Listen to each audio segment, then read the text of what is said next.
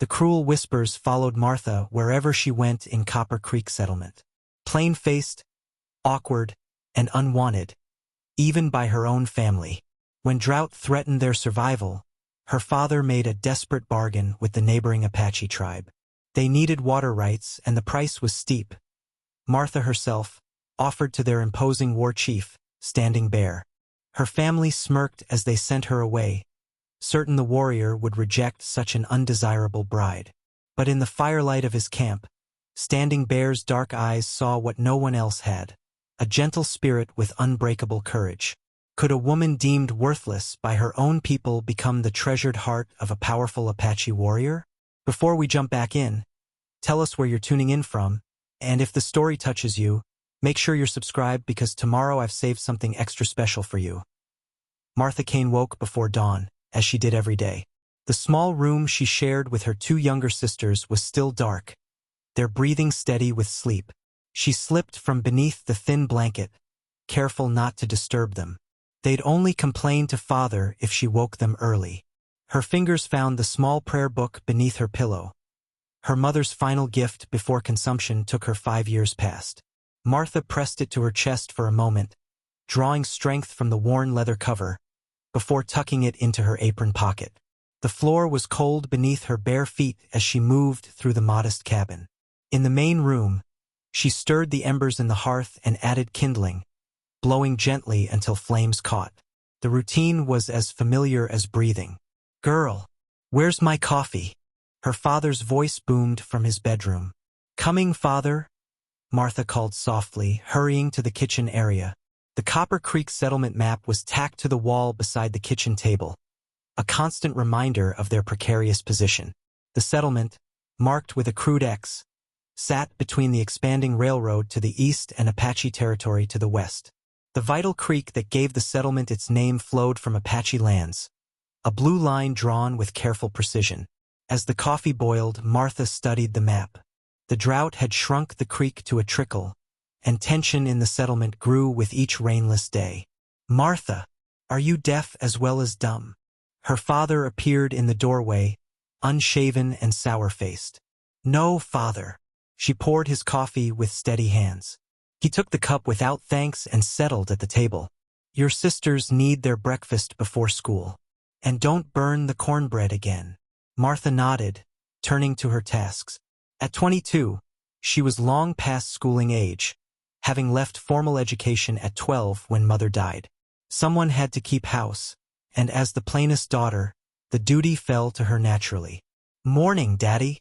16-year-old Clara bounced into the room, golden curls catching the early light. Behind her came Lily, 14 and already showing signs of the same delicate beauty. Martha served them cornbread and preserves while they chatted about the upcoming town dance. Neither acknowledged her presence. "Martha will stay home, of course," father said, folding his newspaper.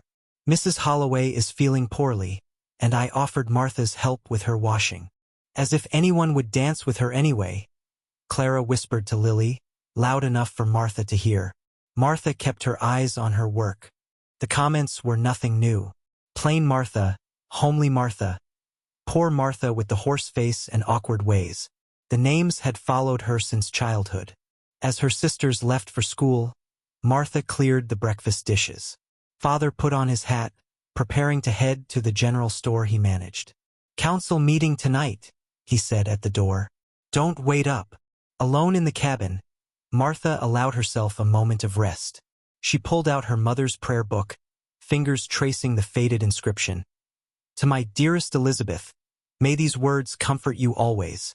The book had been meant for her mother, Elizabeth Kane, but had become Martha's lifeline instead. Between the pages, she kept pressed wildflowers and handwritten notes, small treasures in a life of servitude. Today, she removed a dried violet and held it to her nose, imagining it still carried a faint scent. The settlement's church bell rang in the distance, marking mid-morning. Martha tucked the flower away and returned to her endless chores. By afternoon, she was at the creek, scrubbing laundry against the washboard. The water barely covered her hands, so diminished was the flow.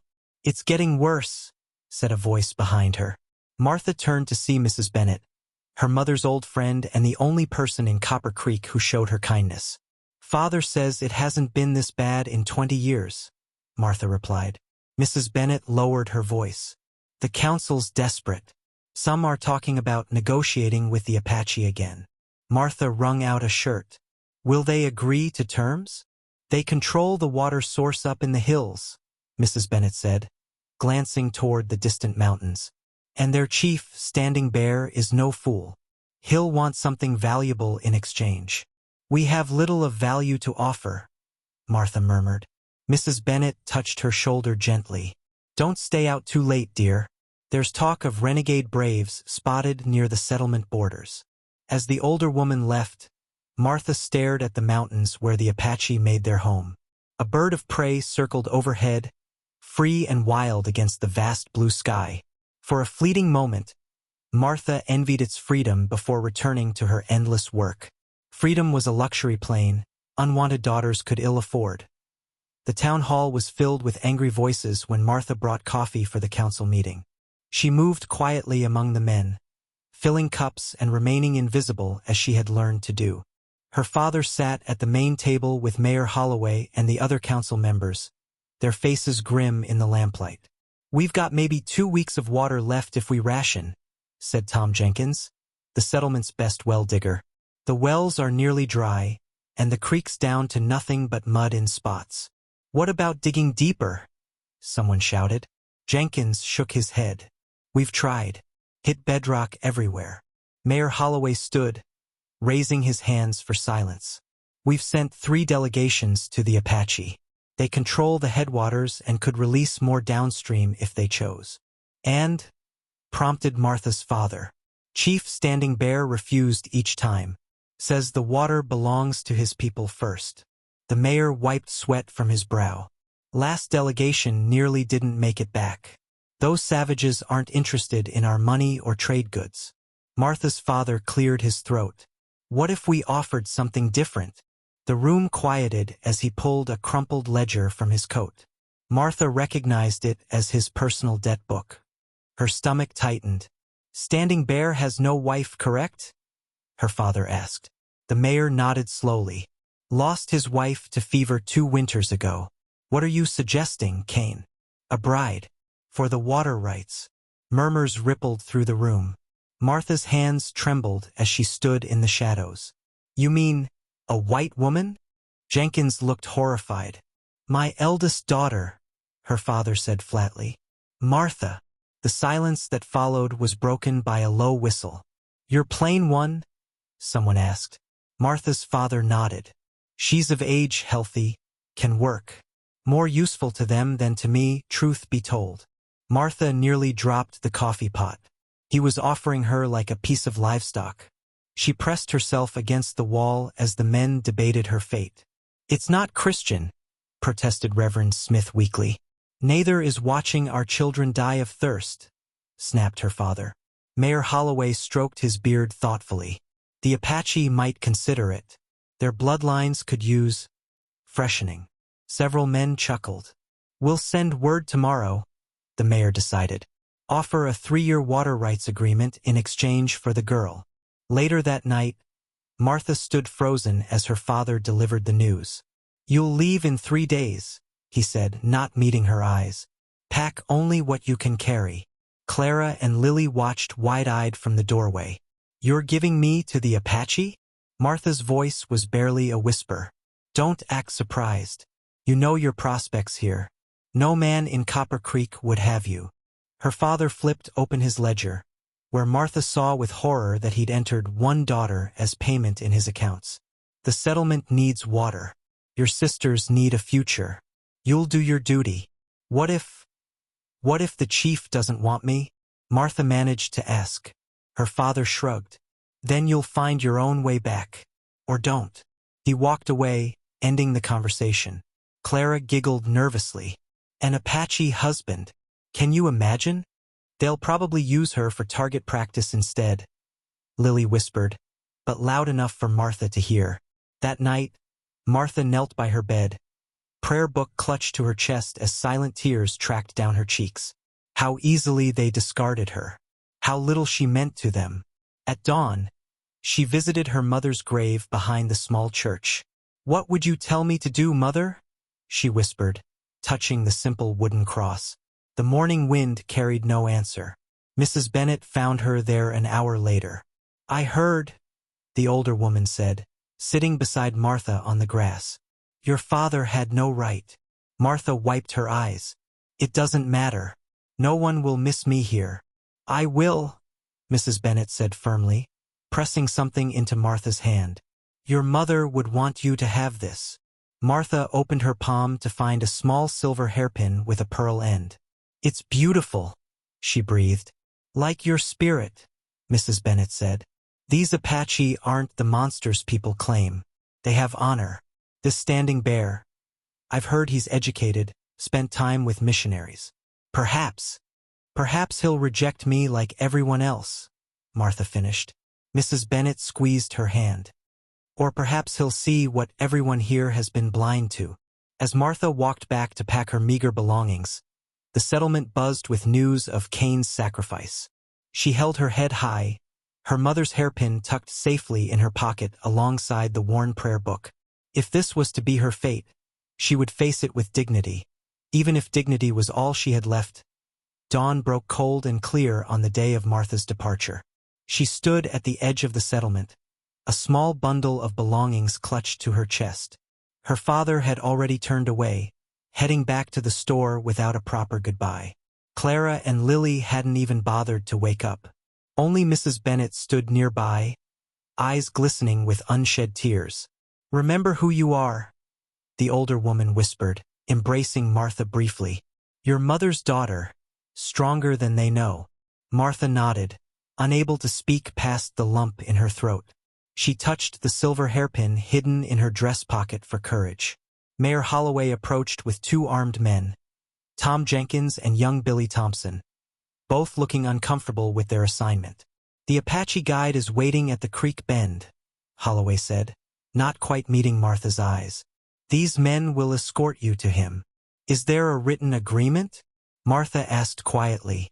The men exchanged surprised glances, as if they hadn't expected her to speak at all. 3 years of water rights, signed by both parties, Holloway confirmed, patting his vest pocket. "The Apache have agreed to your father's terms." "And what exactly are those terms?" Martha pressed, finding an unexpected well of courage. Holloway cleared his throat. "You're to become Standing Bear's companion. In exchange, they'll open the dam they've built upstream." He touched his hat awkwardly. "Good luck to you, girl." The small party moved out, Martha walking between Jenkins and Thompson. Neither spoke to her as they followed the nearly dry creek bed toward the foothills. The silence suited Martha fine. She focused instead on the landscape around her, drinking in details of a world she'd never expected to see. By mid-morning, they reached the meeting point where a tall Apache man waited astride a painted pony. His face was impassive as he observed their approach, dark eyes lingering on Martha. "This the woman?" he asked in surprisingly good English. Jenkins nodded.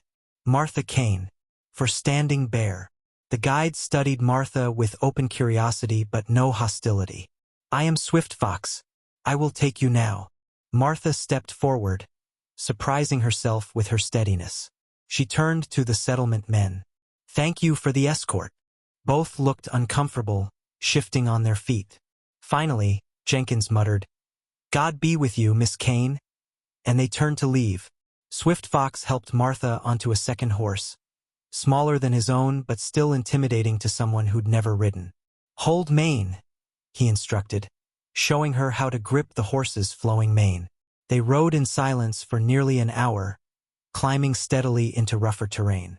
Martha's legs ached and her hands grew stiff from clutching the horse, but she made no complaint. "You are quiet," Swift Fox observed eventually. "Would talking change my situation?" Martha replied softly. A hint of smile touched his lips. "No, but most white women would cry or beg." "Would that change my situation?" she asked again.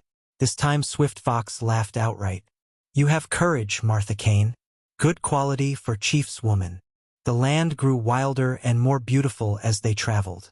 Martha saw flowers she couldn't name, birds with brilliant plumage, and once, a deer that watched them pass with liquid eyes before bounding away. By mid-afternoon, they stopped near a small spring. Swift Fox dismounted and helped Martha down. Her legs nearly buckled as she stood. "Rest. Drink," he commanded, gesturing to the water. Martha knelt by the spring, cupping cool water to her parched lips. As she did, Swift Fox caught sight of her scraped palm, where she'd steadied herself against a rock. "Hand hurt," he observed. "It's nothing," Martha murmured. To her surprise, Swift Fox knelt beside her, taking her hand in his much larger one. From a pouch at his waist, he withdrew a small amount of green paste. "Medicine," he explained, gently applying it to her scrape. The coolness soothed the sting immediately. "Thank you," Martha said, genuinely touched by the unexpected kindness. Swift Fox nodded once, then pointed to a series of stone markers on the nearby ridge. "Apache land begins there. Sacred ground." Martha studied the stones, noting how they formed a pattern visible only from certain angles. "They're beautiful," she said honestly. Something shifted in Swift Fox's expression, a subtle reassessment. He handed her a strip of dried meat from his provisions. "Eat." We reach camp before sunset. As they continued their journey, Martha noticed her guide watching her with increasing interest. When they crested a high ridge in late afternoon, he pointed to a distant plateau where smoke from cooking fires rose in thin columns. "Standing Bear's camp," he explained, and there, silhouetted against the setting sun on a high rock, stood a tall figure watching their approach. Even at this distance, Martha could sense his power and presence. Standing Bear, the man who now owned her future. Martha touched her mother's hairpin once more, drew a deep breath, and rode forward to meet her fate. The Apache camp spread across a sheltered plateau, dozens of hide-covered dwellings arranged in a circular pattern. As Martha and Swift Fox approached, children paused in their play to stare at the white woman. Women looked up from cooking fires and tanning frames, their expressions ranging from curiosity to outright hostility. Martha sat straighter on her horse, though her heart hammered in her chest. She would not show fear whatever awaited her. Swift Fox led her to the center of the camp where a small group of men had gathered. At their center stood Standing Bear. Martha's first thought was that his name suited him perfectly. He towered over the other men, broad-shouldered and powerful, with the quiet stillness of a predator. His black hair, streaked with a single silver strand at the temple, hung in 2 braids adorned with eagle feathers. His face was handsome in a severe way, all sharp angles and weathered bronze skin, with eyes so dark they appeared black in the fading light. He wore a buckskin shirt decorated with intricate beadwork, leather leggings, and a necklace of bear claws. An imposing headdress of eagle feathers crowned his head, marking him as the chief. Swift Fox dismounted and helped Martha down. Her legs trembled from the long ride, but she forced them steady as she faced the man who now controlled her fate. "Standing Bear," Swift Fox said respectfully in Apache before switching to English. "I bring Martha Kane from White Settlement." The chief's gaze fell on Martha, studying her with unnerving intensity. She fought the urge to fidget or look away. Instead, she met his eyes directly, something no one in Copper Creek had bothered to do in years. What he saw in that moment Martha couldn't guess. A plain-faced white woman in a threadbare dress, her brown hair pulled back in a simple knot, her only adornment the clean, pressed collar Mrs. Bennett had helped her sew for the journey. "The settlement's offering," an older tribal member said through an interpreter, his tone dismissive. "For water rights." Standing Bear continued to study Martha, his expression unreadable. Then, unexpectedly, he spoke directly to her in clear, if accented, English. "You come willingly?" The question caught Martha off guard. No one had asked what she wanted. "I come to honor the agreement," she answered carefully. "Not what I ask," Standing Bear replied, stepping closer. He was even more imposing up close, forcing Martha to tilt her head back to maintain eye contact. "You want to be here?" Martha considered lying, then decided against it. This man would likely detect falsehood. "No one asked what I wanted," she said quietly. "My father made the bargain. The settlement needs water." Something flickered in Standing Bear's dark eyes. Anger, perhaps, though not directed at her. "And if you could choose?" he pressed. Martha glanced around at the curious faces watching their exchange. "I would choose a place where I'm of use. Where I'm not." She trailed off. "Not what?" Standing Bear prompted. "A burden. Unwanted," she finished softly. A breeze stirred the camp, and one of the feathers from Standing Bear's headdress came loose, floating down to land at Martha's feet. The tribal members murmured, watching closely as Martha hesitated, then bent to retrieve it. She offered it back to him on her open palm. "I believe this is yours, Chief Standing Bear." He made no move to take it. "Eagle Feather chooses you," he said, his deep voice carrying across the suddenly silent camp. "Good sign." An elderly man stepped forward, speaking rapidly in Apache. Standing Bear responded firmly, his tone brooking no argument. The elder gestured at Martha, clearly displeased. "What's happening?" Martha whispered to Swift Fox. "Black Hawk says no white woman can be Chief's wife," Swift Fox explained quietly. "Says you bring bad medicine to tribe." Standing Bear raised his hand for silence, and the camp immediately stilled. "She stays," he declared in English, then repeated it in Apache. "Agreement made. Water flows tomorrow." He turned to a middle-aged woman nearby. "Running Deer, prepare guest lodge for Martha Kane." The woman nodded reluctantly and beckoned to Martha. Standing Bear faced Martha once more. "Rest tonight. Tomorrow we talk more." As Martha moved to follow Running Deer, Standing Bear spoke again, his voice pitched for her ears alone. "Keep Eagle Feather. Protection." Martha clutched the feather, confused by this unexpected gesture. "Thank you," she murmured. The tribal members dispersed, many casting curious glances her way as Running Deer led her to a small dwelling at the edge of the camp. "Sleep here," the woman said in halting English, pointing to a pile of soft furs. "Alone tonight." Left in the dimly lit lodge, Martha finally allowed herself to tremble. She sank onto the furs, exhaustion overtaking her. The eagle feather was still clutched in her hand, its edges soft against her palm. Standing Bear was nothing like she'd expected. Neither savage nor cruel, but something far more complex, and perhaps more dangerous for it. He had looked at her, truly looked at her, in a way no one in Copper Creek ever had. Outside, drums began a rhythmic beating as night fell over the Apache camp.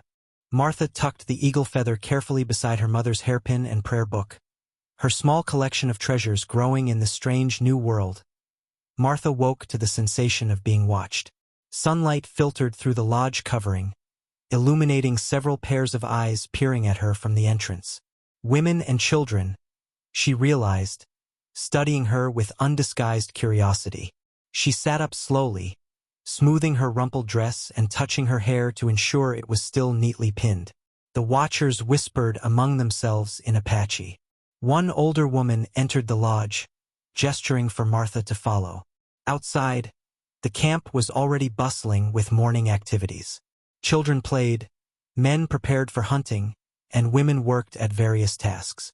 All paused momentarily to stare as Martha emerged. The older woman led her to a fire where several women sat grinding corn between stones. She pointed at an empty stone and mimicked the grinding motion. "I understand," Martha said, taking her place among them.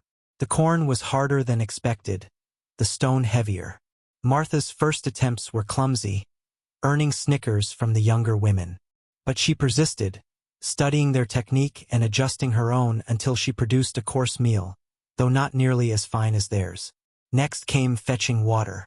Martha was handed a large clay pot and directed toward a small stream beyond the camp. The pot was unwieldy, its weight challenging as she filled it. On her return journey, a root caught her foot. She stumbled, and the pot slipped from her grasp, shattering on the rocky ground. Gasps and angry mutters surrounded her as women rushed to see the damage. Martha knelt immediately, gathering the largest pieces. "I'm sorry," she said, looking up at their disapproving faces. "Please, I can try to repair it." No one responded in words she could understand, but an older woman thrust another pot at her with clear instructions to try again. Martha nodded gratefully and returned to the stream, this time watching every step of her path. By midday, her hands were blistered from grinding corn, carrying water, and attempting to scrape a hide with a bone tool. Each task was foreign to her, though not entirely unlike her chores in Copper Creek. The methods, however, were completely different. As she struggled with the hide, a shadow fell across her work. Martha looked up to find the older woman who had first led her from the lodge watching with critical eyes. The woman knelt beside Martha, took the scraper, and demonstrated the proper angle and motion. Then she returned the tool and watched expectantly. Martha copied the movement, earning a nod of approval when she got it right. "Thank you," she said softly. "White willow," the woman replied, touching her own chest. Then she pointed at Martha. "Martha."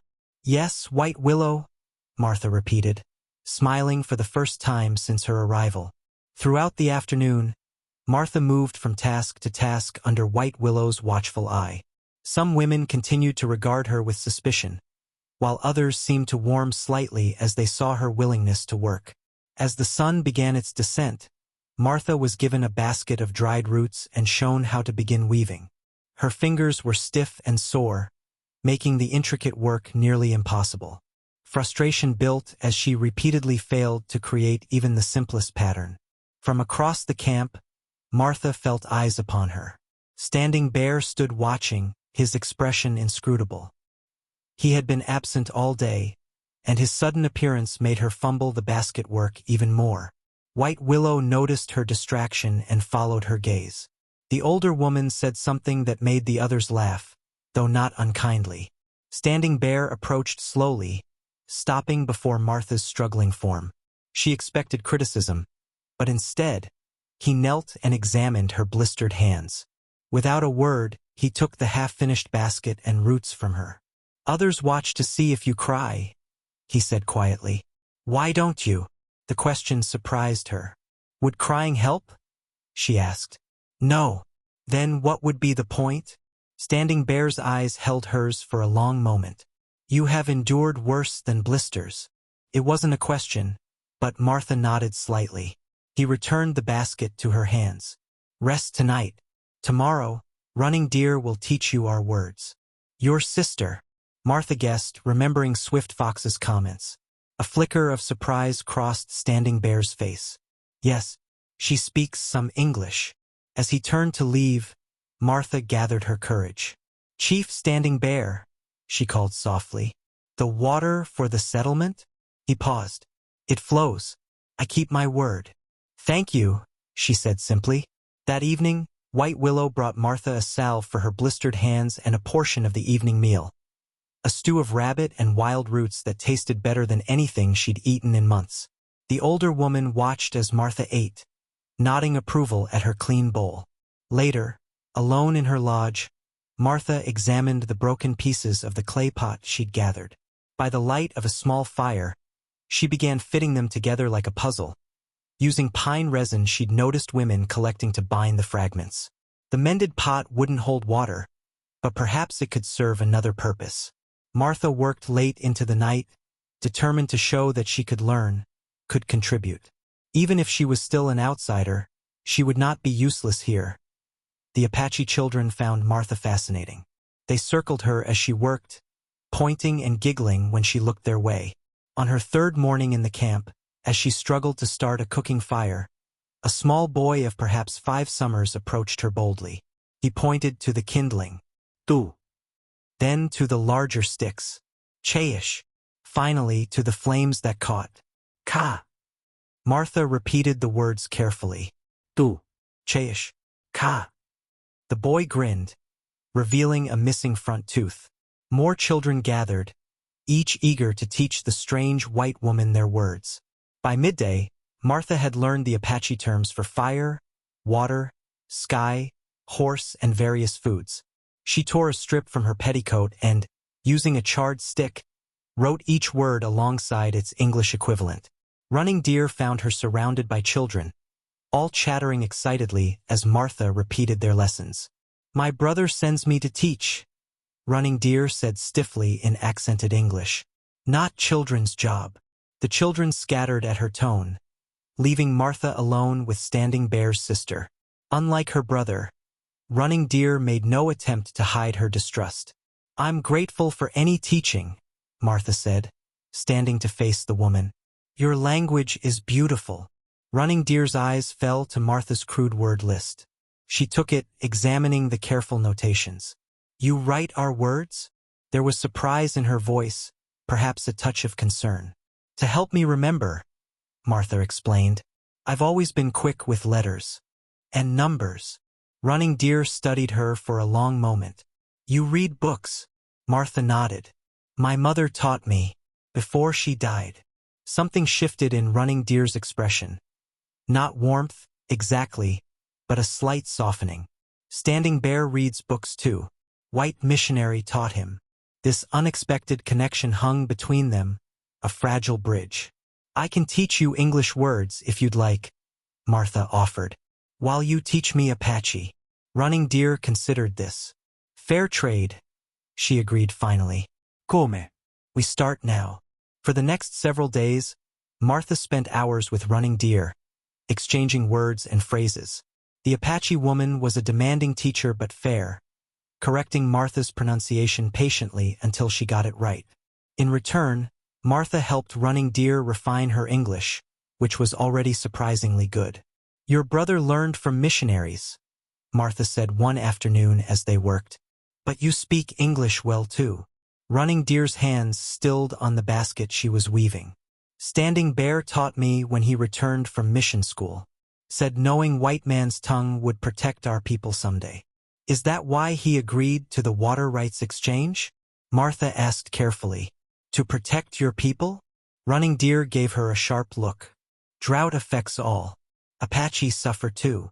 She paused. "But taking you was his decision alone. Elders not happy." Martha's cheeks warmed. "I understand their concerns. I wouldn't want a stranger in my home either." "Not stranger. White woman." Running Deer's tone made the distinction clear. Many warriors lost family to white soldiers. The weight of history hung heavy between them. Martha chose her next words with care. "I can't change what others have done. I can only show who I am through my actions." Running Deer studied her thoughtfully. "Good answer." She gestured to Martha's growing word list. "Come. Standing Bear asks about your progress tonight." That evening, Martha joined the tribal leaders at the central fire for the first time. She wore a simple buckskin dress White Willow had given her hair braided in the Apache style. Standing Bear nodded approval as she took her place at the edge of the circle. "Running Deer says you learn quickly," he said when the meal was served. Martha felt the elders watching her. "Your language has beauty and meaning mine often lacks." She carefully used her newly learned Apache greeting to thank White Willow for the food. The older woman's eyes crinkled with pleasure. Black Hawk, the elder who had objected to her presence, spoke rapidly in Apache. Running Deer translated reluctantly. "He asks why settlement sent their ugliest daughter when seeking favor." A painful flush crept up Martha's neck, but she kept her composure. "Please tell him that I was considered most dispensable." Standing Bear's expression darkened as Running Deer translated. He responded in sharp Apache that required no translation. Black Hawk fell silent. Later, as the gathering dispersed, Standing Bear walked with Martha toward her lodge. "Your words were honest," he said, "but Black Hawk was not."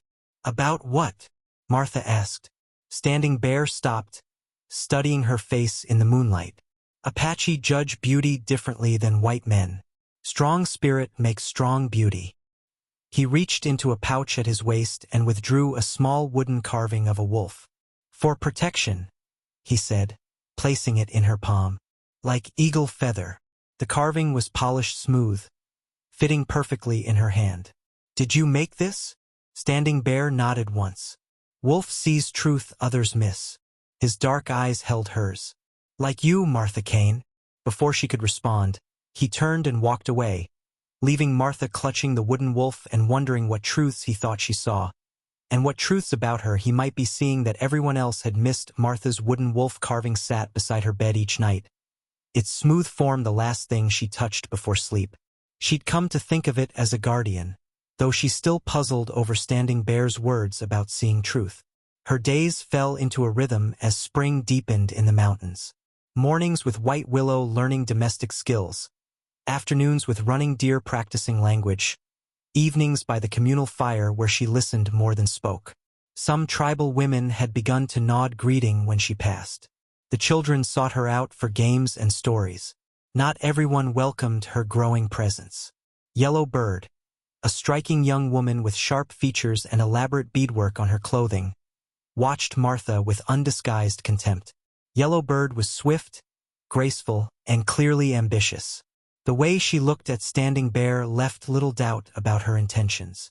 Yellow Bird wishes to be Chief's wife, White Willow explained one morning when she caught Martha observing the young woman. Since before his first wife died. Why hasn't he chosen her? Martha asked, grinding herbs for a poultice as White Willow had taught her. White Willow shrugged. Chief needs more than beauty in wife. Needs wisdom. She tapped her temple significantly. That afternoon, Martha accompanied White Willow to gather medicinal plants in a small valley near the camp. Her knowledge of plants from helping Mrs. Bennet with her home remedies proved unexpectedly useful. This is yarrow, Martha said, pointing to a flowering plant. Good for fever and wounds. White Willow nodded approvingly. We call it tlo lychee. They worked side by side, Martha identifying plants she recognized while White Willow taught her new ones.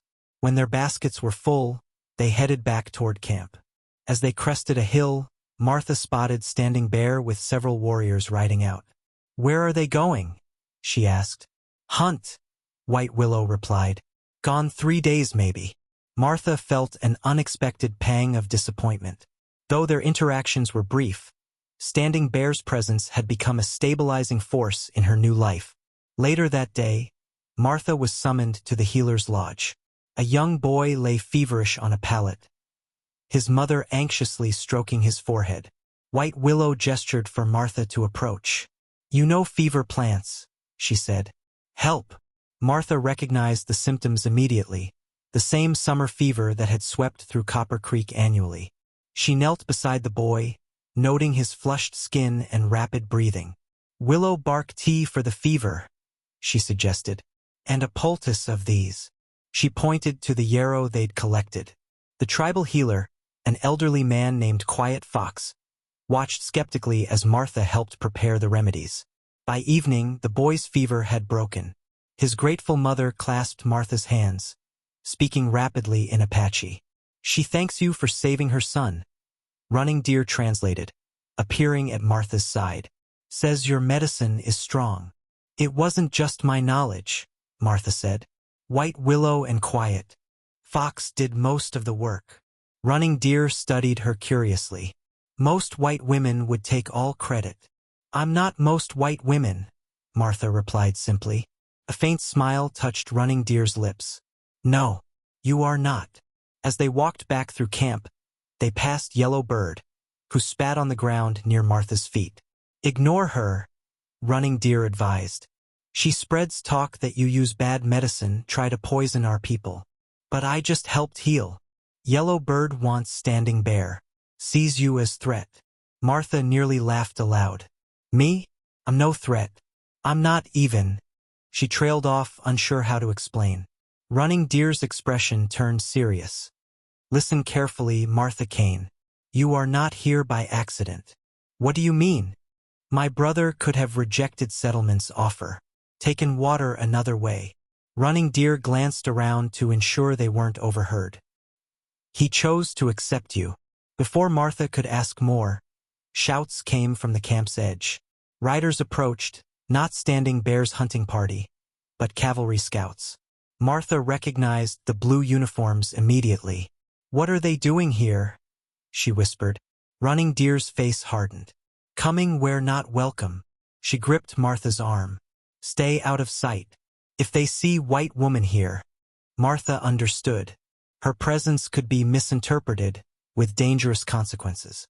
"Go to your lodge," Running Deer ordered. "Do not come out until I call you." From her lodge, Martha watched through a small gap as tribal leaders met the cavalry officers. Though she couldn't hear their words, the tense postures told her enough. This was no friendly visit. The wooden wolf seemed to stare at her from its place by her bed. Truth, Standing Bear had said. But what truth lay in this encounter? And what did it mean for her precarious new place among the Apache? As darkness fell, Martha clutched the wolf carving and waited, a strange sense of dread settling over her. Standing Bear was away, and for the first time since arriving, she felt truly vulnerable in this world between worlds she now inhabited. Martha woke to frantic shouts and the pounding of hooves. Scrambling from her sleeping furs, she rushed to the lodge entrance. The camp was in chaos. Women gathering children, warriors mounting horses, elders directing people toward the forest edge. Running Deer appeared suddenly, gripping Martha's arm. "Cavalry coming, many more than yesterday, with guns." "But why?" Martha asked, bewildered. "The treaty. No treaty stops white soldiers when they want something." Running Deer's eyes were hard. "Quick, you must hide." She pulled Martha toward the back of the camp where the pines grew dense against the mountain. Other women and children were already disappearing into prearranged hiding spots. "What about you?" Martha asked as Running Deer pushed her into a narrow space between boulders covered by brush. "I fight if needed," Running Deer replied grimly. "Stay silent, no matter what you hear." The sounds of the approaching cavalry grew louder. Hoofbeats, shouted commands, the jingle of equipment.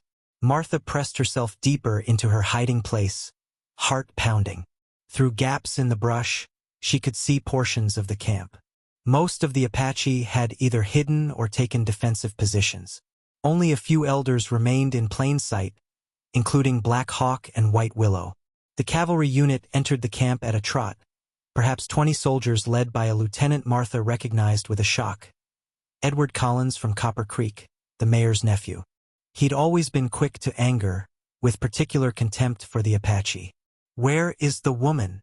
Collins demanded loudly. "The Cane girl. We know she's here." Black Hawk stepped forward, addressing the lieutenant through a translator. Martha couldn't hear the full exchange, but the elder's posture remained dignified despite Collins' increasing agitation. "Search the camp," Collins ordered his men. "Find the girl and any weapons." The soldiers dismounted, moving through the camp with rough disregard for Apache possessions. They overturned cooking pots, slashed at lodge coverings with knives, scattered carefully stored provisions. White Willow protested when a soldier kicked over her medicine basket. He shoved the elderly woman aside, sending her sprawling in the dirt. Martha bit her lip to keep from crying out.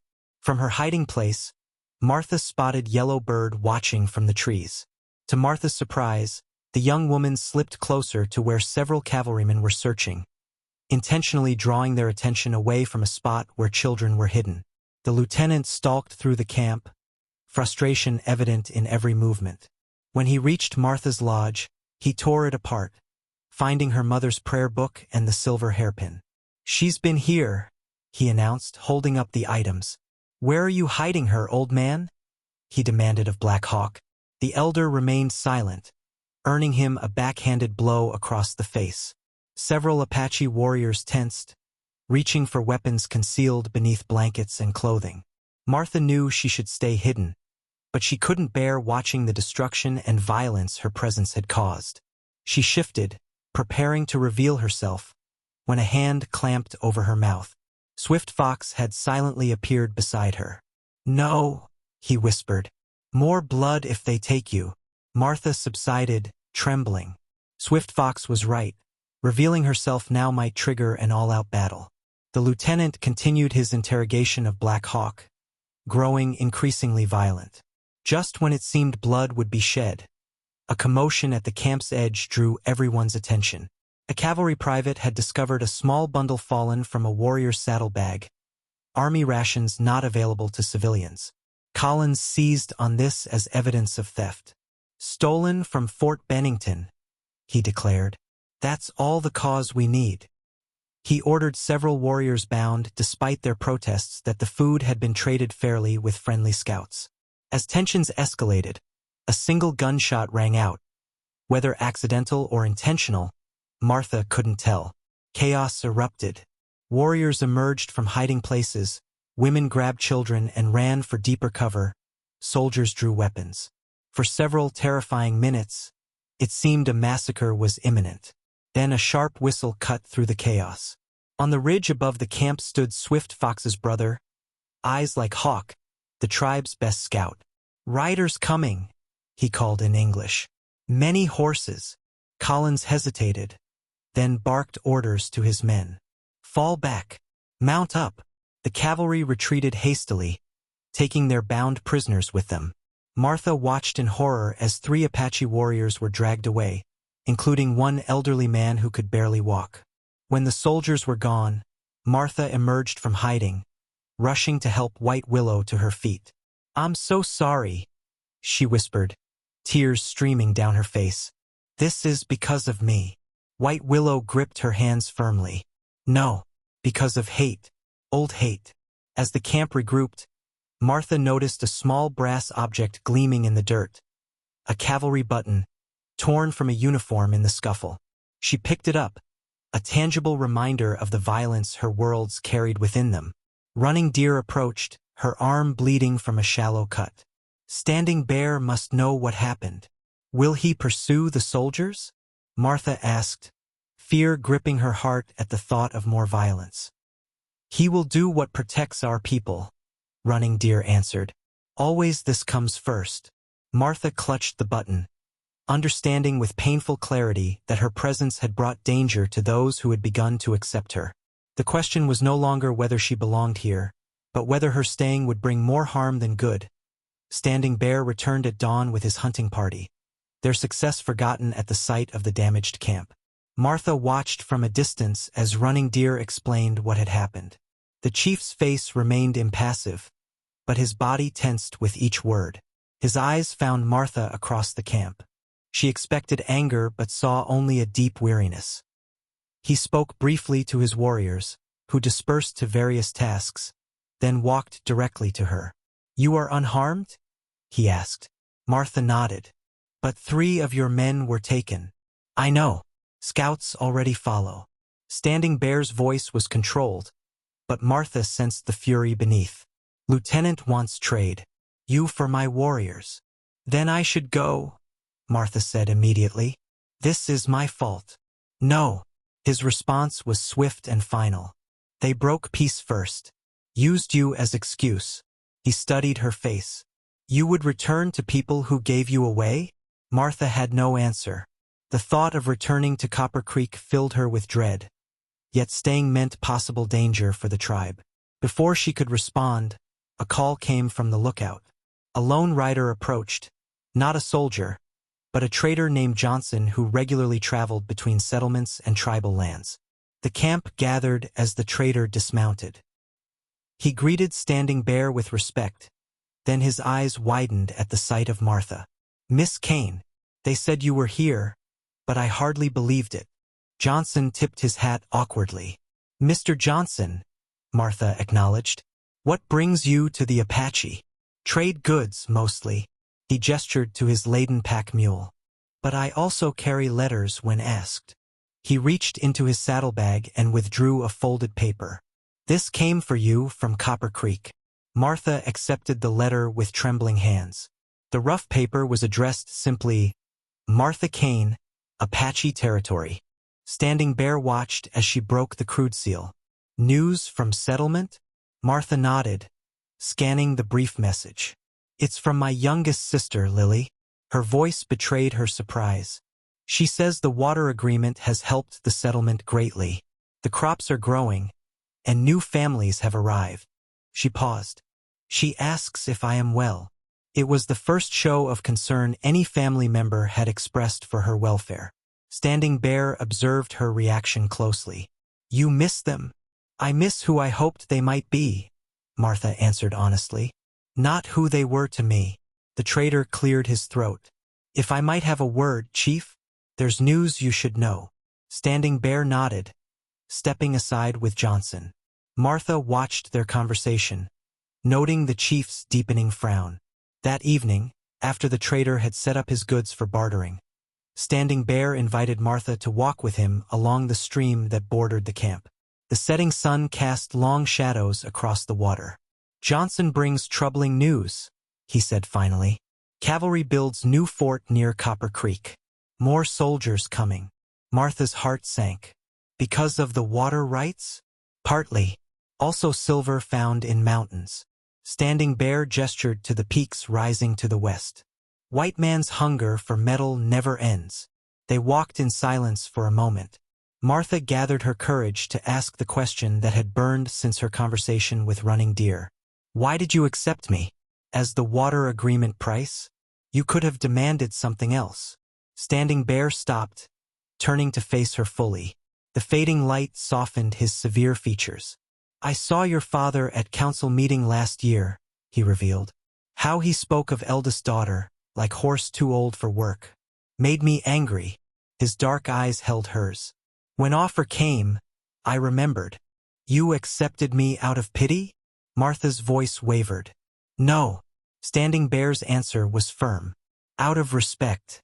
Man who sees no value in own child is blind. I curious what he could not see." Martha absorbed this revelation in stunned silence. "What have you found?" she whispered. "In me." Standing Bear considered before answering. "Strength like river, quiet but reshapes stone over time." He gestured to her hands. "Healer's gift, quick mind, patience." The corner of his mouth lifted slightly. "And now Apache words too." Martha flushed under his assessment. No one had ever seen such qualities in her. Their moment was interrupted by music starting in the camp, drums and flutes rising in the evening air. "Come," Standing Bear said, offering his hand. "Johnson brings news but also trade goods. Tonight we celebrate Good Hunt." Martha hesitated only briefly before placing her hand in his. His palm was warm and calloused, enveloping her smaller hand completely. In the camp center, the tribe had gathered around a large fire. Children danced while elders kept rhythm with drums. Even Running Deer seemed to have set aside her reserve for the evening, laughing with other women. Standing Bear led Martha to a place near the fire. To her surprise, he joined the dancers, his movements precise and powerful. The tribe cheered their chief's participation. "He never dances," White Willow commented, appearing at Martha's side. "Never." Martha couldn't take her eyes off him. "Not since wife died." White Willow gave Martha a knowing look. "Until now." When Standing Bear extended his hand to Martha, inviting her to join, a hush fell over the gathering. Martha hesitated, knowing what this public gesture might mean. Then, setting aside her fear, she stepped forward and took his hand, allowing him to guide her into the simple steps of an Apache celebration dance. His hands steady at her waist, Martha moved beneath the star-filled sky, feeling for the first time that she might have found where she truly belonged. Summer bloomed in the mountains, painting the landscape with wildflowers. Martha's days were filled with purpose now. She worked alongside the tribal women, no longer awkward with their tools and methods. Her Apache vocabulary grew daily, and she could hold simple conversations without Running Deer's translation. The chief's sister had become, if not a friend, then a respected ally. One afternoon, as they gathered berries together, Running Deer spoke of her brother's past. "Standing Bear was 15 when missionaries took him," she said, her fingers stained purple with juice. "Gone for winters. When he returned, he knew both worlds."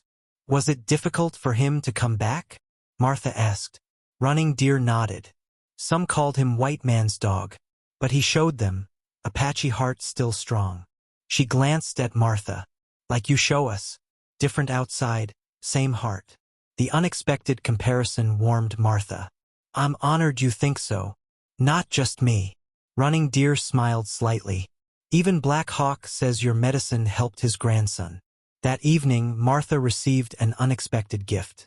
The tribal women presented her with a beautifully crafted buckskin dress, adorned with simple but elegant beadwork. far finer than the plain one she'd been wearing. "For healing children," White Willow explained. "For respecting our ways." Martha changed into the garment in her lodge, marveling at the softness against her skin. The dress was cut to flatter her figure in ways her settlement clothing never had. When she emerged, several people paused to look at her with new appreciation. She had changed in other ways too. Days spent working in the mountain sun had brought color to her cheeks. Regular meals of nourishing food had added a healthy fullness to her once gaunt frame. Her hair, freed from severe pins, hung in a thick braid down her back. Without realizing it, Martha had physically transformed. Standing Bear noticed. At the evening meal, she caught him watching her, his dark eyes lingering. When their gazes met, he didn't look away as he once might have. Yellow Bird noticed too. Her hostility had escalated from whispers to outright sabotage. That morning, Martha had discovered her carefully prepared medicines mixed with dirt.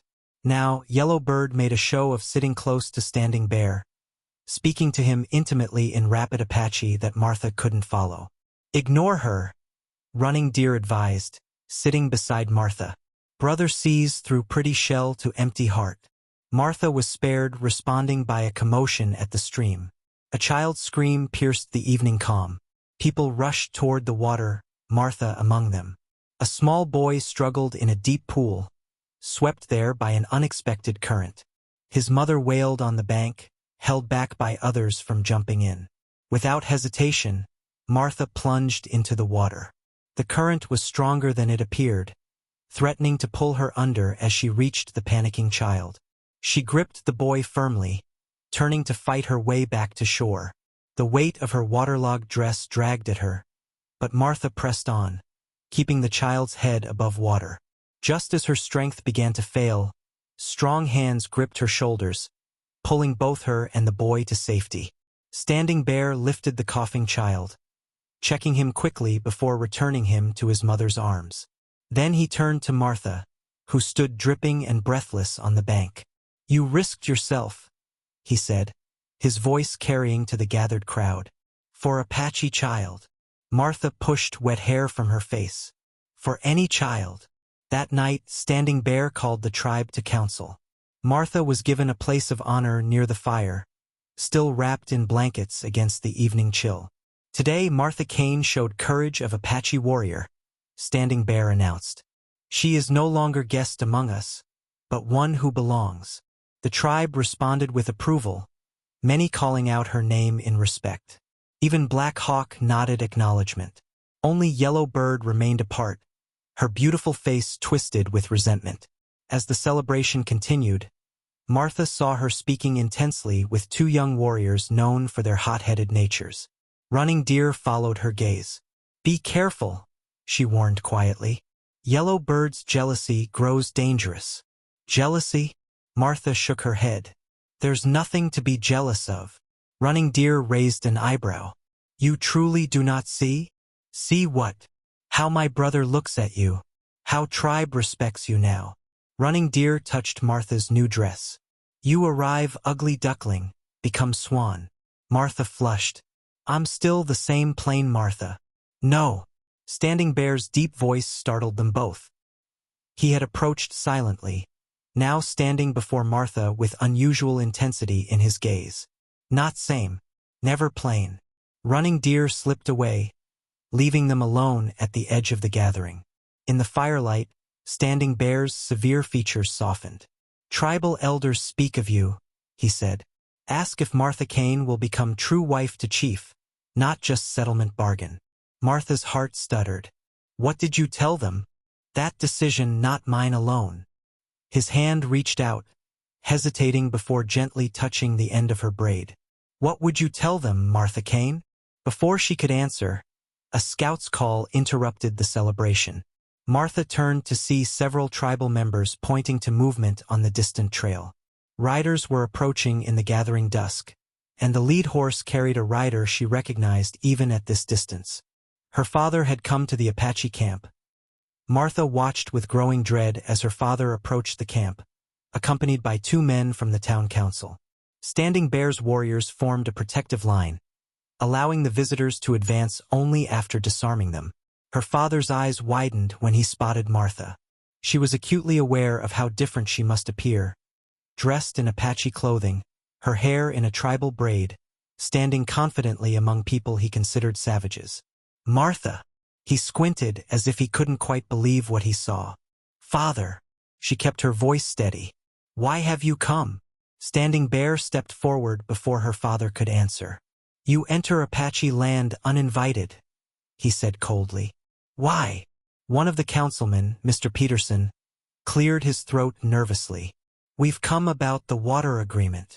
Martha's father seemed unable to stop staring at her. Girl, what have they done to you? Nothing, Martha replied. I've been treated with more respect here than I ever was in Copper Creek. The blunt statement clearly caught him off guard. Standing Bear directed the visitors to the council fire, where tribal elders had already gathered. Martha followed, conscious of the whispers spreading through the camp. As the men seated themselves awkwardly on offered blankets, an elderly woman approached with a ceremonial blanket folded over her arms. Martha recognized it as the one used in Apache wedding ceremonies. White Willow had shown it to her while explaining tribal customs. The old woman spoke to Standing Bear, who nodded and translated for the visitors. This is marriage blanket. Elder asks if it will be needed soon.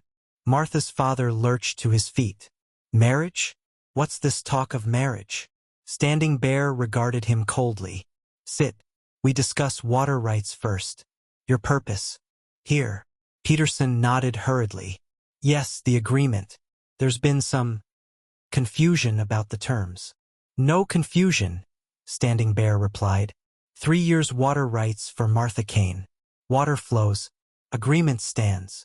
The thing is, Peterson continued nervously, circumstances have changed. Martha's father finally found his voice. The Talbots are moving their cattle operation to Copper Creek. Wealthy family from back east. Their son's taken a shine to my Lily. Good marriage prospect. His eyes slid to Martha. But they need guaranteed water rights for their herd. Permanent rights, not just 3 years. Understanding dawned on Martha. You want to renegotiate. Using me again. Her father had the grace to look uncomfortable. The settlement needs this girl. The Talbots would bring prosperity to everyone. So you'd take back your ugliest daughter to secure your youngest a wealthy husband? Martha's voice remained calm despite her inner turmoil. Standing Bear's expression darkened. This was your plan? Take Martha back. Peterson nodded. With fair compensation, of course. No. Standing Bear's response was immediate. Agreement stands. Now see here. Martha's father blustered. She's my daughter. No. Martha's interruption silenced everyone. You gave up any claim to me when you traded me away like cattle. She turned to Standing Bear. May I speak with you? Alone? He nodded, leading her away from the gathering to the edge of the camp. When they were out of earshot, Martha faced him directly. The elders asked if I would be your true wife. She began, her heart pounding. Is that what you want? Or do you feel obligated because of the agreement? Standing Bear's severe expression softened. No obligation. Choice. Why would you choose me? Martha asked, the question that had haunted her since arriving. Yellow Bird is beautiful. A proper Apache woman. Yellow Bird is like shallow stream, he interrupted. Pretty on surface, nothing beneath. He took Martha's hands in his. You are like deep river. Strong current. Clear water. Much beneath surface. His words stole her breath. I'm plain. Ordinary. Standing Bear shook his head. Who told you this lie? Everyone. All my life. He led her to a still pool of water at the stream's edge. The setting sun cast golden light across the surface, reflecting their images. Look, he commanded gently. What do you see? Martha gazed at her reflection, seeing a woman transformed not just by external changes, but by newfound confidence. Her eyes held a strength she'd never noticed before, her posture straight and proud instead of hunched and apologetic. I see someone who belongs somewhere for the first time, she whispered. I see this too, Standing Bear said. his reflection appearing beside hers in the water. From first day, why I accepted agreement, saw what others missed. Martha turned to face him, scarcely breathing as he leaned toward her. His hand gently cupped her cheek, and she closed her eyes as his lips met hers. The kiss was tender, almost reverent, speaking more eloquently than words about his feelings. When they parted, Martha felt as though something fundamental had shifted within her. The kiss had claimed her more completely than any ceremony could. "I would be your wife," she said softly. "Not because of any agreement, but because I choose you too." The rare smile that transformed Standing Bear's face was like the sun breaking through clouds. He reached for her hand to return to camp when Yellowbird's voice cut through the moment. "Riders coming," she called, pointing to the trail. "White soldiers." Standing Bear's expression hardened instantly. "Stay here," he told Martha, striding toward the camp's edge. Martha watched in dismay as cavalry uniforms appeared on the horizon. Lieutenant Collins rode at the front, his face set in grim determination. The peaceful moment shattered like glass as two worlds prepared to collide once more. Lieutenant Collins dismounted with calculated precision, his hand resting on his holstered pistol. 6 soldiers flanked him, rifles at the ready. Martha's father stepped forward, relief evident on his face. "Lieutenant, good timing. We were just discussing the return of my daughter." Collins nodded curtly. "Mr. Kane, glad to see you unharmed." His eyes scanned the gathered Apache, lingering on Standing Bear. "I've come for more than the girl." Standing Bear's warriors had formed a protective line, silent but alert. Martha moved to stand beside him, aware of the statement this made. "Why are you here, Lieutenant?" she asked. Collins seemed taken aback by her appearance and confident tone. "To escort you home, Miss Kane, and to deliver this." He withdrew an official-looking document from his jacket. "New territorial governor has revoked all previous agreements with the Apache, including your arrangement." "On what grounds?" Martha demanded. "Interference with settlement development." Collins handed the document to Standing Bear, who studied it with a frown. "The Copper Creek water rights belong to the territory now." Martha's father stepped forward eagerly. "You see, girl? The agreement's void. You can come home." Standing Bear handed the document to Running Deer, speaking quietly in Apache. She examined it, then responded with obvious concern. "Paper signed by Governor," Standing Bear confirmed, addressing the lieutenant. "But Apache agreement signed by us and Settlement Council, witnessed by Indian Agency, has more power." Collins sneered. "Not anymore. The governor speaks for the territory." Martha watched her father's smug expression and suddenly understood. "You planned this?" she accused him. "You went to the governor behind the council's back." "Had to," he replied without shame. "The Talbots won't wait forever. Lily's future is at stake." Martha felt sick. "So my life means nothing compared to Lily's marriage prospects?" "Don't be dramatic, girl. You'll be back where you belong." "I am where I belong," Martha replied, moving closer to Standing Bear. Her father's face darkened. "Have you gone native? Living in sin with a savage?" "Standing Bear has shown me more respect in 3 months than you did in 22 years, Martha replied steadily. "And I've agreed to become his wife, properly, by their customs and by any standards you might recognize." Collins stepped forward. "That won't be happening, Miss Kane. You're leaving with us today." Standing Bear's hand moved to the knife at his belt. "She stays if she wishes." "She's a white woman," Collins snapped. "She has no place here." "My place is my choice," Martha said firmly. Peterson, the councilman who had accompanied her father, cleared his throat nervously. "Perhaps we could discuss new terms?" "The council didn't authorize this action with the governor." Collins cut him off. "The decision's been made. The Apache will relocate to the reservation by months. End or face military action." A murmur of anger rippled through the tribe. Black Hawk stepped forward, speaking rapidly in Apache. Running Deer translated for Martha. He says this land has been Apache since before white men came. Our ancestors' bones rest here. We will not leave. Collins gestured to his men, who raised their rifles slightly. That's not a request. Martha moved between the soldiers and Standing Bear. Lieutenant, please. There must be a peaceful solution. Standing Bear gently moved her aside. Martha Kane speaks truth. We have lived in peace with settlement. Can continue. Not according to Governor Harris, Collins replied. The territory needs these lands developed. For the silver in the mountains, Martha realized aloud. That's what this is really about. Collins didn't deny it. Progress, Miss Kane. Can't stop it. Martha's father grabbed her arm. Enough talk. We're leaving. She wrenched free. I'm not going anywhere with you. After all I've done for you. Done for me? Martha's voice rose. You fed me and clothed me only so I could serve as your unpaid servant. You belittled me, made me believe I was worthless, then traded me away without a second thought. And now you want to use me again. She drew herself up, meeting his stunned gaze. I am not yours to give or take. Her father's face flushed with anger. You ungrateful. Enough. Standing Bear's voice cut through the tension. Martha Kane stays or goes by her choice. Not yours. Not Lieutenant's. Collins stepped closer, hand on his pistol. This isn't your decision, Chief.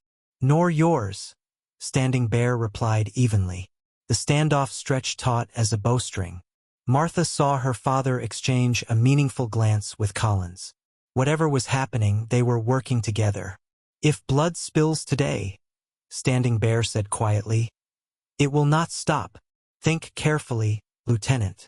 Collins hesitated, then abruptly changed tactics. 3 days, he announced. You have 3 days to consider the governor's order. After that, we return in force. He turned to Martha. That includes you, Miss Kane. 3 days to come to your senses. Martha stood her ground. My answer won't change. Her father spat on the ground. Then you're no daughter of mine. I haven't been for a long time, Martha replied, feeling the truth of it in her bones. As the visitors mounted their horses, Collins delivered a final warning. 3 days, Chief. Then we do this the hard way. After they departed, Martha unfolded the document they'd left behind. At the bottom was an official seal beside the signature. Governor Thomas Harris. The water rights agreement, she said, showing it to Standing Bear. My father had the governor void it completely. Standing Bear studied the paper grimly. Paper can be made to say many things. Truth is in the land, the water. He looked toward the horizon where the visitors had disappeared. And in hearts of men. Martha knew with certainty that her father and Collins would return, and when they did, they would bring destruction with them. The tribal council gathered at nightfall, elders and warriors forming a solemn circle around the central fire. Martha sat slightly apart, aware that while she had chosen them, some decisions belonged to the tribe alone. Standing Bear stood at the center, his face grave in the flickering light. Governor's paper gives 3 days, he began. We must decide. Fight, flee, or find another way. Black Hawk rose first, his weathered face set in determined lines. This mountain has cradled Apache for 10 generations. My grandfather's bones rest in sacred cave. My father's spirit walks these forests. He lifted his chin proudly. I will not run like frightened rabbit. Murmurs of agreement followed his declaration. Swift Fox spoke next. Lieutenant brings many rifles. Women and children will suffer if we fight here. Running Deer added her voice. We could move to winter grounds early. High valleys where soldiers' horses struggle. The debate continued, voices rising and falling like the flames. Martha listened, understanding most of their words now, her heart heavy with the knowledge that her presence had hastened this crisis. Eventually, Standing Bear raised his hand for silence. We have until third sunrise. Tonight we prepare. Warriors ready weapons. Women pack essentials. Children and elders prepare for journey to high valleys. And fight. Black Hawk pressed. Standing Bear's expression was measured. If needed, But blood spilled is never washed away easily. As the council dispersed, Standing Bear approached Martha. "Walk with me," he said quietly. They moved away from the camp to a small rise overlooking the valley. Stars blanketed the night sky, indifferent to human troubles below. "I brought this danger to your people," Martha said, breaking the silence. "Perhaps if I returned." "No." Standing Bear's response was immediate. "Lieutenant and your father want more than you now. Want land. Want silver. Want Apache gone." Martha knew he was right. "What will you do? What protects my people?" He studied her face in the moonlight. "You are among them now. Not everyone feels that way. Most do." Standing Bear took her hand, his calloused fingers entwining with hers. "Including me." Martha's heart swelled with emotion too complex for words. "I don't want anyone hurt because of me. Conflict comes with or without you." His voice softened. "But having you gives me more reason to seek peace." They stood together beneath the vast sky, two people from different worlds finding common ground in the face of forces that would tear them apart. When they returned to camp, preparations were already underway. Warriors checked bows and lances. Women packed dried food and essential belongings. Children helped gather medicinal plants under White Willow's direction. Running Deer approached Martha with a small bowl of reddish paste. "War paint," she explained, "for battle blessing." Martha hesitated. "I'm not a warrior." "All who stand with Apache now are warriors," Running Deer replied, dipping her finger in the paste and drawing a line across Martha's forehead. "Protects spirit in battle." The gesture touched Martha deeply. She helped Running Deer distribute the paint to others, learning the traditional markings and their meanings. Later, Swift Fox returned from scouting with troubling news. He reported directly to Standing Bear, but Martha stood close enough to hear. "Soldiers at fort preparing. More arrive from south. Many rifles." He paused. "And they build something at creek, where water flows to settlement." Standing Bear's expression darkened. "Damn." Swift Fox nodded. "Stop water completely. Not just for us, for settlement too." Martha's mind raced. "They're cutting off everyone's water? But why would they harm the settlement?" "Control," Standing Bear said grimly. "When people thirst, they accept any terms." Martha thought of the families in Copper Creek, the children who would suffer. Despite everything, she couldn't wish such hardship on them. "There must be a way to prevent this," she insisted. Standing Bear studied her. "You have idea?" "Perhaps." Martha hesitated. "But it would mean returning to the settlement." His face hardened. "Too dangerous. I know these people, how they think." Martha placed her hand on his arm. "Your warriors cannot approach without causing panic. But I could enter unchallenged. Lieutenant watches for you. Not if I go secretly." Her mind worked quickly. Swift Fox could guide me close. Then I could enter alone after dark. Standing Bear's concern was evident. "What would you do there?" "Speak truth. Find allies." The council members who came with my father seemed uncertain about the governor's actions. Martha took a deep breath. "The settlement needs water as much as the tribe does. That gives us common cause against the lieutenant and governor." Standing Bear considered her words, visibly torn between strategy and concern for her safety. "I would return before the third day," Martha promised. "And if I failed, you would still have time to prepare for whatever comes." Standing Bear cupped her face gently. "You have warrior's heart," he said softly, "in healer's hands." He pressed his forehead to hers, a gesture of deep intimacy among his people. "Tonight we prepare. Tomorrow we decide." As they rejoined the others, Martha noticed Yellow Bird watching them, her expression unreadable. The younger woman's hands were stained with war paint, her movements purposeful as she helped sharpen arrowheads. Whatever came with the dawn, Martha knew the peaceful life she had found among the Apache hung in precarious balance. Like the water they all depended upon, it could slip away all too easily unless someone bridged the divide between two worlds determined to remain apart. Before dawn, Martha prepared for her journey. She changed into her old settlement dress, now loose on her transformed frame. White willow helped her style her hair in the severe knot she had once worn daily. The familiar clothing felt strange against her skin, like donning a costume from a former life. Standing Bear had argued against her plan half the night before finally relenting.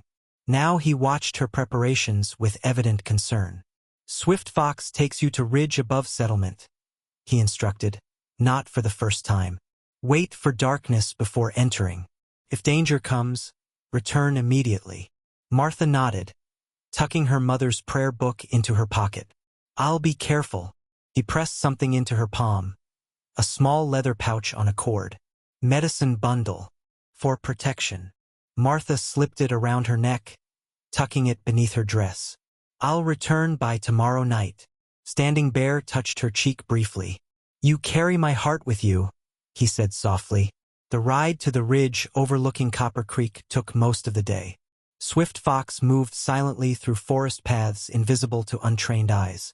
They dismounted at a hidden overlook as the sun began its descent. Wait here, Swift Fox instructed. I circle settlement, make sure safe path. Alone, Martha surveyed her former home. Copper Creek looked smaller than she remembered, the buildings crude and dusty against the landscape. From this distance, she could see the creek itself reduced to a trickle below the wooden dam the soldiers had constructed upstream. Swift Fox returned as twilight deepened. Many soldiers in town. Lieutenant at saloon. Your father's store dark. Martha nodded. I'll go now. Return to Standing Bear. Tell him I'll meet you here tomorrow night. Swift Fox hesitated. Dangerous for you. Standing Bear would not forgive if harm comes.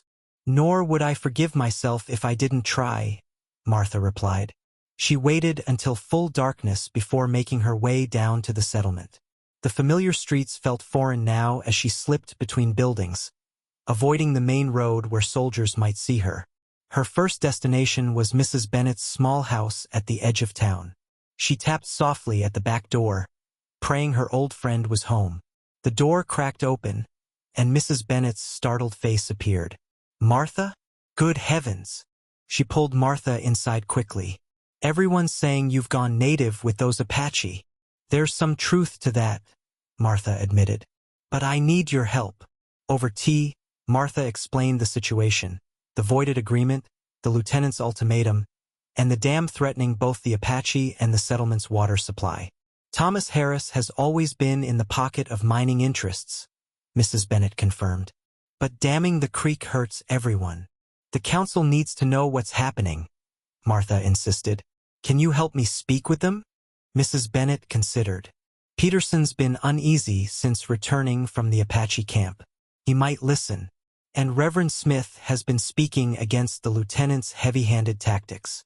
Can you arrange a meeting? Secretly? The church basement, Mrs. Bennett decided. I'll spread word to those we can trust. Martha spent the night hidden in Mrs. Bennett's spare room. Early the next morning, she slipped out to visit her mother's grave, finding strange comfort in the familiar ritual. I found where I belong, Mother, she whispered to the silent marker. I wish you could have known him. A sound behind her made Martha turn. Lily stood there, her young face a mask of shock. Martha? Is it really you? Martha tensed, ready to flee if her sister raised an alarm. Hello, Lily. Lily stepped closer, eyes wide. You look different. I am different, Martha acknowledged. Unexpectedly, Lily rushed forward and embraced her. I thought you were dead or suffering terribly. Father said we weren't to speak of you, but I worried. Touched by her sister's concern, Martha explained her situation in hushed tones. Lily's eyes widened. You're going to marry their chief? Truly? I love him, Martha said simply. And he loves you? When Martha nodded, Lily squeezed her hand. Then I'm happy for you. Her expression darkened. But you should know, Father's arranged my marriage to George Talbot. He arrives next week with his family. Do you want this marriage? Martha asked. Lily looked down. George is handsome but cold. He speaks of me like I'm a prized mare. She hesitated. Father says I have no choice. The Talbots bring money and influence.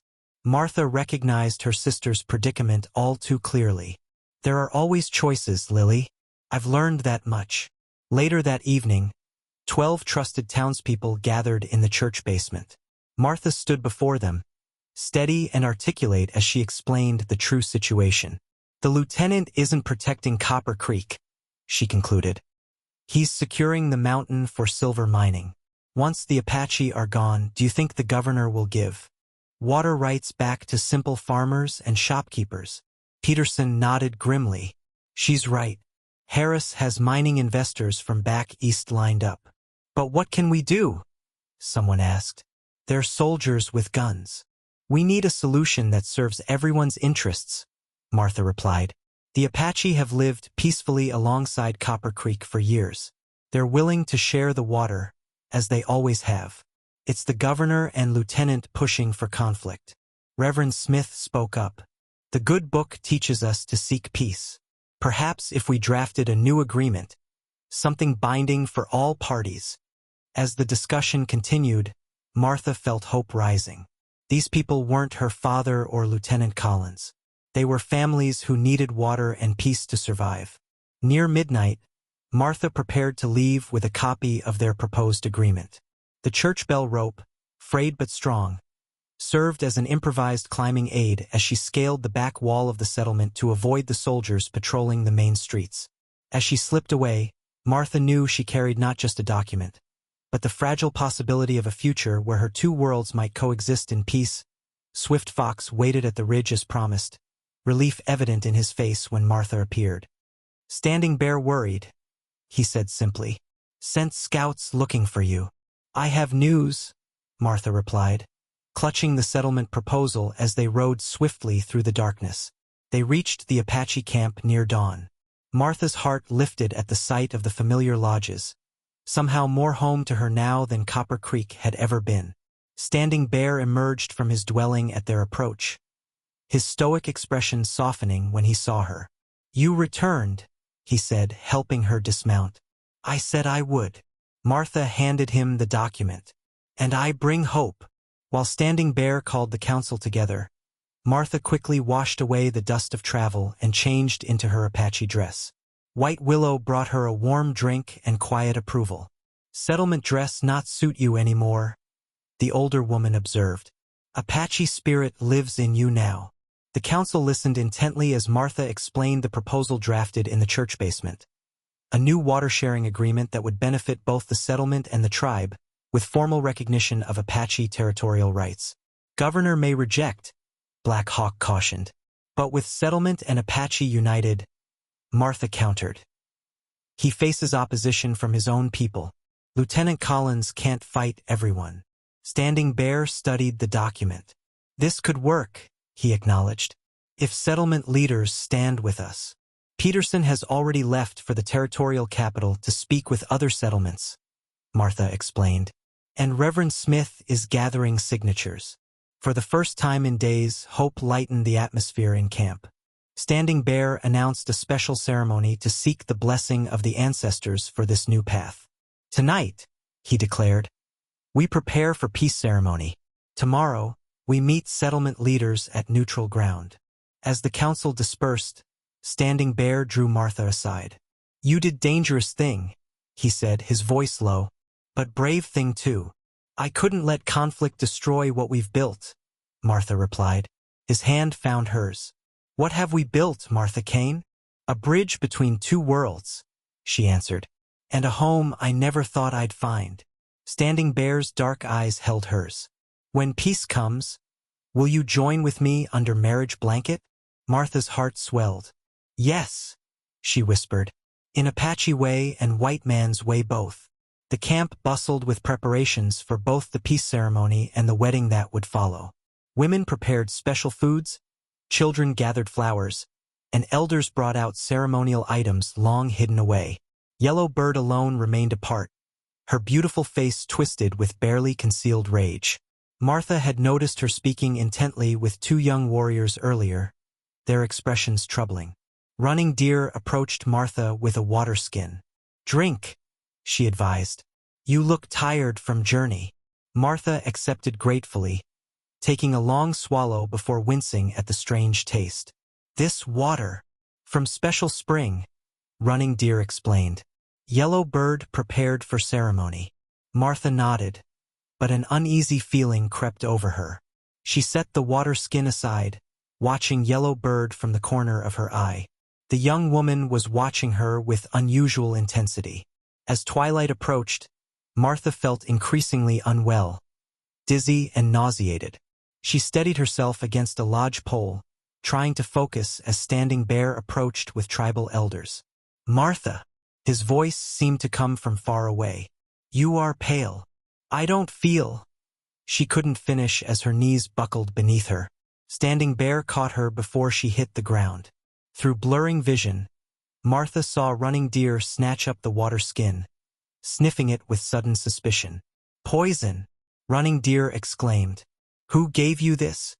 "Yellow Bird," Martha managed before darkness claimed her. Chaos erupted.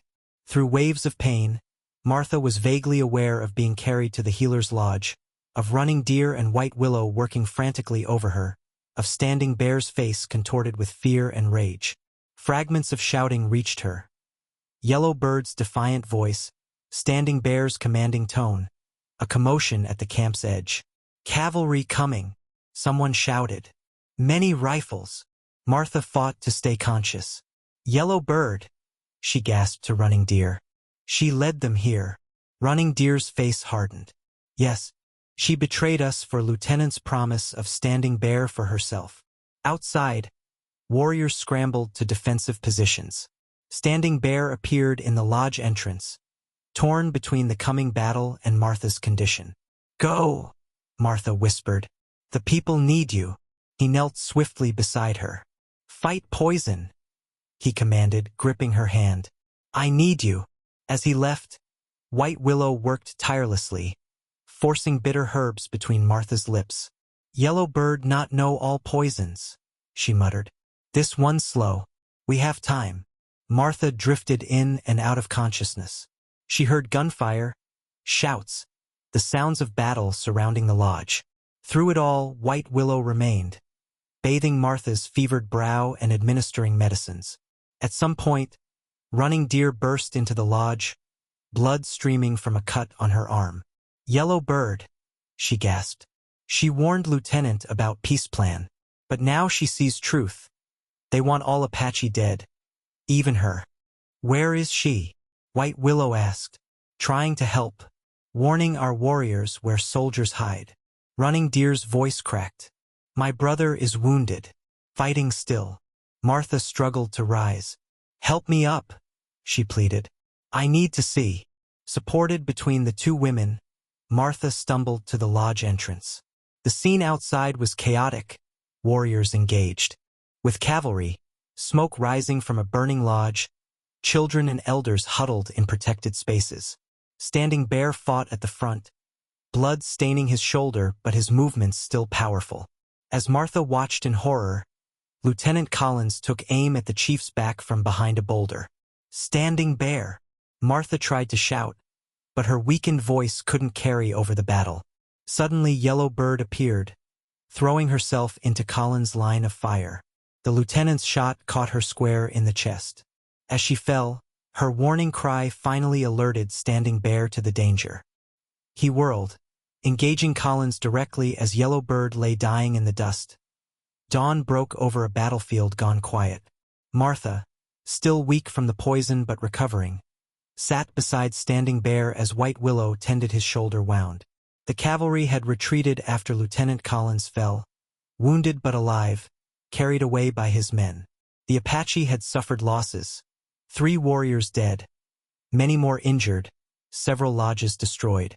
Yellow Bird lay among the fallen, her face peaceful in death despite her complicated legacy. "She saved you," Martha said softly to Standing Bear. He nodded solemnly. "Died with honor. Will be remembered." Martha touched the medicine bundle still hanging around her neck. "The poison would have killed me if White Willow hadn't known the remedy." "Yellow Bird knew only enough to be dangerous," White Willow commented, applying a poultice to Standing Bear's wound. "Not enough to succeed." Scouts reported that the cavalry had retreated to the fort, likely to regroup for another attack. The Apache had perhaps a day, no more, before they would return in greater numbers. "We should move to high valleys," Black Hawk suggested, his previous warlike stance tempered by the night's losses. Before Standing Bear could respond, a call came from the lookout. Riders approached, but not cavalry.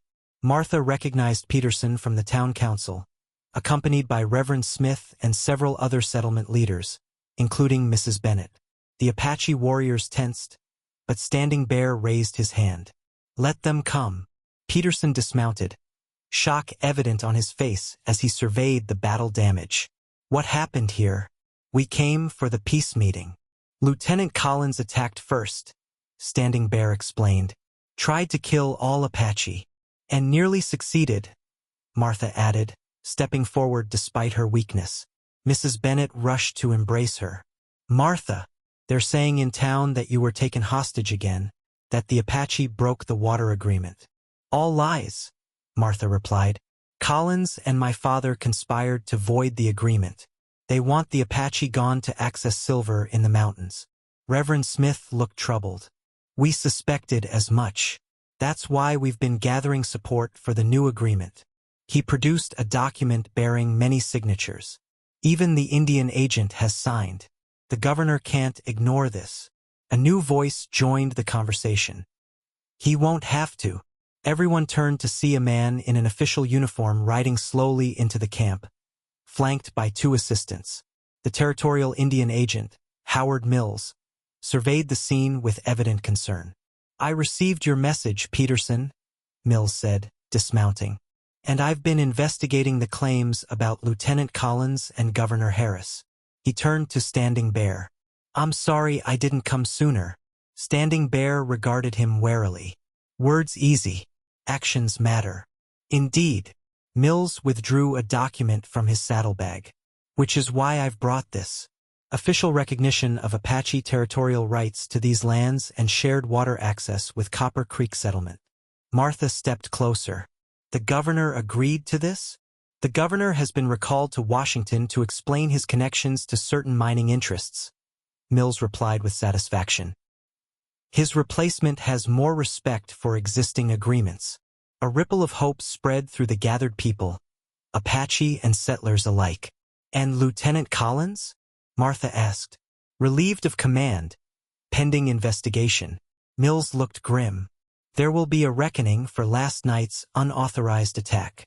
Standing Bear accepted the document, studying it carefully before passing it to Running Deer, who had become their de facto translator for legal matters. "Seems genuine," she confirmed. Mills gestured to a long wooden case his assistant carried. "I've also brought this, as a symbol of the new peace." The assistant opened the case to reveal an intricately carved peace pipe, its stone bowl gleaming with inlaid turquoise. "A gift from the new territorial government," Mills explained, "and a promise of respect." Black Hawk stepped forward, inspecting the pipe with a practiced eye. He nodded once to Standing Bear, a sign of approval. Standing Bear turned to Martha. "You believed peace possible when others saw only war." "Both our peoples need water to live," Martha replied simply. "Fighting over it serves no one." As the day progressed, an unprecedented gathering took form. Apache and settlers sat together, sharing food and cautious conversation. The peace pipe was formally lit, passing from Standing Bear to Peterson to Black Hawk to Reverend Smith, each taking a ceremonial puff. Martha's father arrived late in the afternoon, escorted by tribal warriors who had found him approaching the camp alone. He stood awkwardly at the gathering's edge, his usual bluster absent. "Martha," he acknowledged stiffly. "The town council requested I come." "Ordered is more like it," Peterson muttered. Martha approached her father, standing tall despite her lingering weakness. "Have you come to take me back again?" He looked away. "Town voted unanimously for the new agreement. I'm outnumbered." A pause. "And perhaps wrong." It was as close to an apology as he would ever offer. Martha nodded once, accepting it for what it was. "Lily," she said, "will you force her to marry George Talbot?" Her father shifted uncomfortably under the collective gaze of settlers and Apache alike. Talbot withdrew his offer when he learned of our water situation. And now, Martha pressed. She can choose, he conceded reluctantly. When she's of proper age. Standing Bear appeared at Martha's side, his presence solid and reassuring. Her father regarded him with a complex mixture of emotions. You truly wish to marry my daughter? He asked gruffly. Standing Bear's answer was simple and direct. She is my heart. Martha's father nodded once, then stepped back, yielding his place in a gesture more symbolic than he likely realized.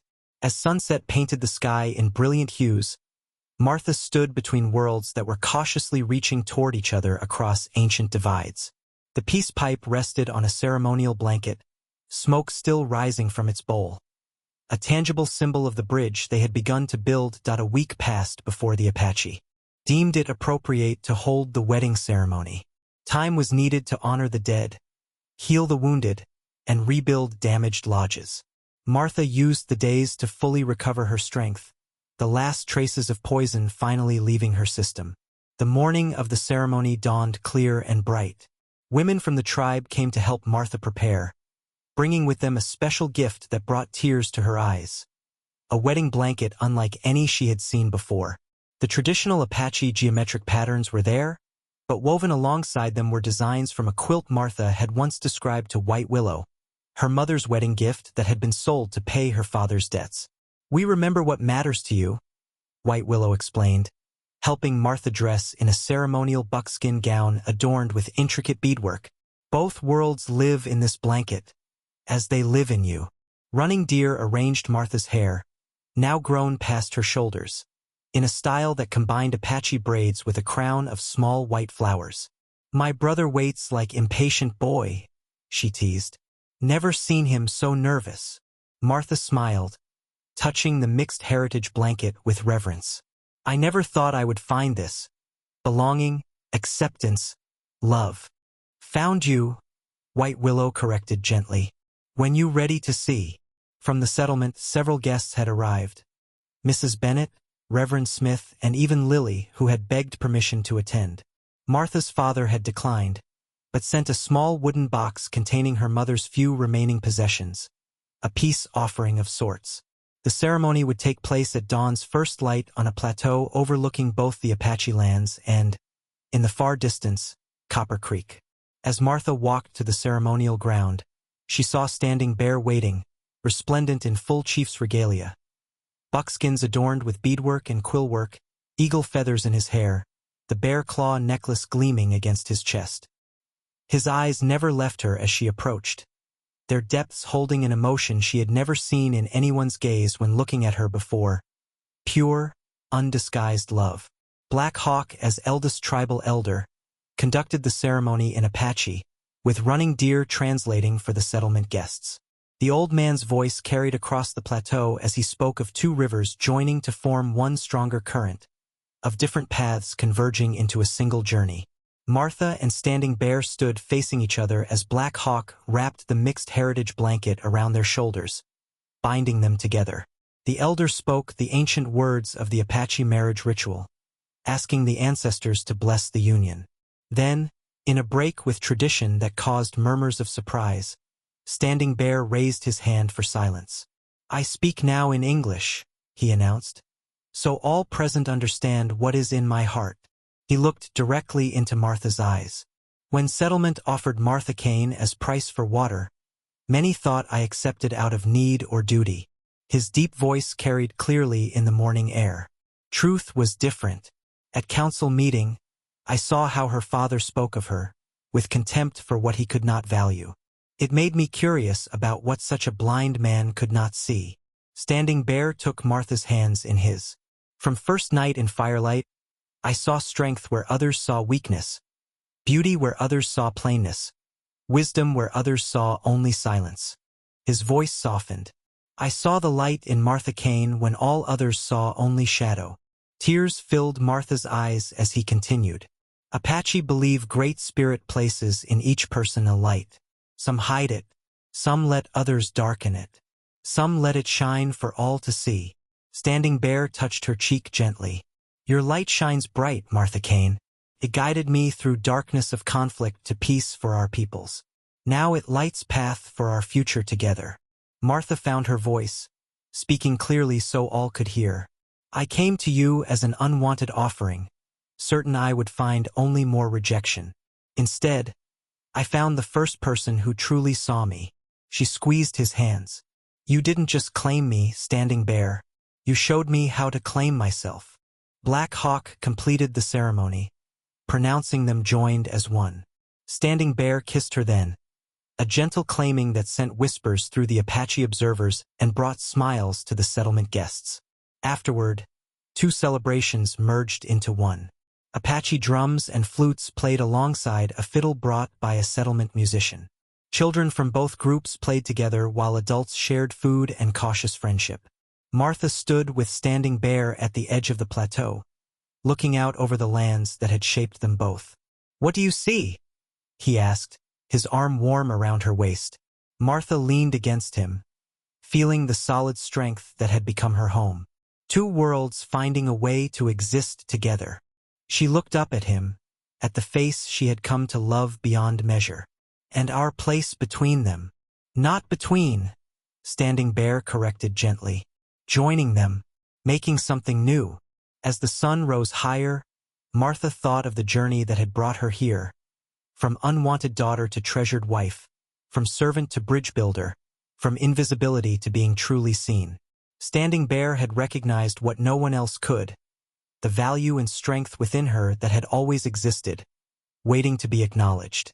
He had claimed her, yes, but more importantly, he had shown her how to claim herself.